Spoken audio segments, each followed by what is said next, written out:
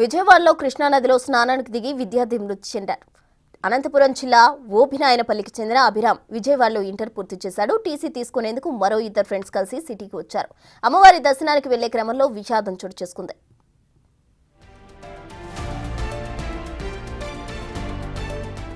మరిన్ని వివరాలు మా ప్రతినిధి సాహిత్య అందిస్తారు. దుర్గా ఘాట్ వద్ద స్నానాలు ఆచరిస్తూ కూడా అక్కడ కృష్ణా జలాల దగ్గర ఒక పిల్లవాడు మృత్యువాత చెందిన పరిస్థితి అయితే ఉంది. 18 ఏళ్ల బాలుడు ఎవరైతే ఉన్నారో శ్రీ చైతన్య కళాశాలలో చదువుతూ అక్కడ టీసీ తీసుకోవడానికి అనంతపురం దగ్గర నుంచి ఇక్కడికి రావడం జరిగింది కొంతమంది పిల్లలతో. అయితే అక్కడ లోపలికి ఏదైతే ఈత కొడదామని చెప్పి లోపలికి వెళ్ళిన పరిస్థితి అయితే ఉందో అక్కడ లోతు తెలియక అక్కడ పడిపోయిన పరిస్థితి అయితే ఉంది. అతనికి సంబంధించిన బంధువులు తండ్రి కూడా ఇక్కడికి వచ్చారు. ఇప్పుడు పోస్ట్ మార్టం కూడా పూర్తయింది.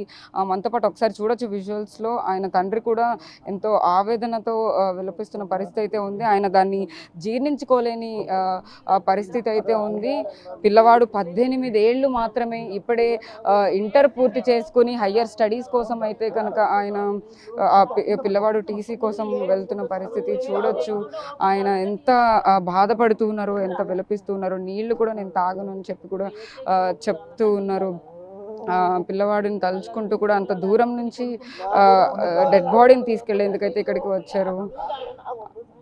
ఆయన నాకు మంచినీళ్ళు కూడా తాగేందుకు కూడా నాకు వద్దు అని కూడా చెప్తూ ఉన్నారు. ఒక్కసారి మనతో పర్సన్ ఫ్యామిలీ ఫ్రెండ్ ప్రస్తుతం అయితే మనతో ఉన్నారు. సార్ చెప్పండి, అసలు ఏం జరిగింది? అభిరామ్ ఎలాగా అందులో నీళ్ళలో పడిపోవడం జరిగింది? ఈతకి వెళ్ళారు, అక్కడికి అందరూ అబ్బాయిలు ఈతకి వెళ్ళారు. ఈరోజు అనంతపూర్ సరౌండింగ్ పిల్లలంతా వచ్చి ఇక్కడకు సర్టిఫికేట్ తీసుకెళ్ళక వచ్చారు. అనంతపూర్ ఇక్కడ విజయవాడకి చైతన్య కాలేజీలకి వాళ్ళ నిమిత్తంలో గుడికి వెళ్ళాలని చెప్పి స్నానానికి వెళ్ళారు. అక్కడికి స్నానానికి వెళ్తే అక్కడ గుంట ఉండేది తెలియదు అబ్బాయిలకి. అందరూ ఈత కొట్టారు. ఇటు సైడ్ తక్కువ ఉంది, అటు సైడ్ తక్కువ ఉంది, మధ్యలో మాత్రం గుంట ఎక్కువ ఉంది. ఆ గుంటలో దిగిన దానివల్ల అబ్బాయి భయపడేసి నీళ్ళు మింగేసి లోపలికి వెళ్ళాడు. చుట్టూ ఈ స్టూడెంట్స్ మిగతా అబ్బాయిలు అందరూ కూడా అందరు కేకలేసారు. అందరు పిలిచి ఎవరు రాలేదు. అందరు కేకలేస్తే ఎవరు రక్షించడానికి రాలేదు. పిల్లలు కూడా వెళ్ళారు, అప్పటికే లోపలికి వెళ్ళాడు. 2 అవర్స్ అబ్బాయి కనిపించలే. 2 వెతికారు. 2 అవర్స్ తర్వాతనే అబ్బాయి బయటికి కనిపించారు. 11:10కో 11:30కో 20కో సంథింగ్ టైము.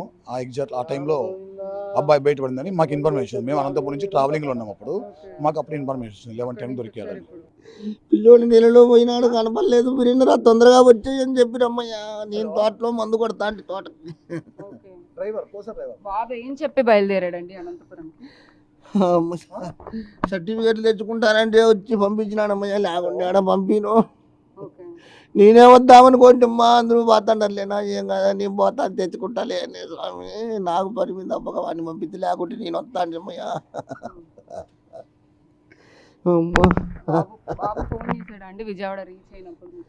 ఫోన్ చేసి దిగుతానే ఫోన్ చేసినాడమ్మయ్యా. మళ్ళీ కాలేజీ పోతానే ఒకసారి ఫోన్ చేయనైనా అని చెప్పింటమ్మయ్యా. వచ్చాను, దర్శనం చేసుకున్నాను లేదమ్మయ్యా, స్నానం చేసి గుడికి పోతానని.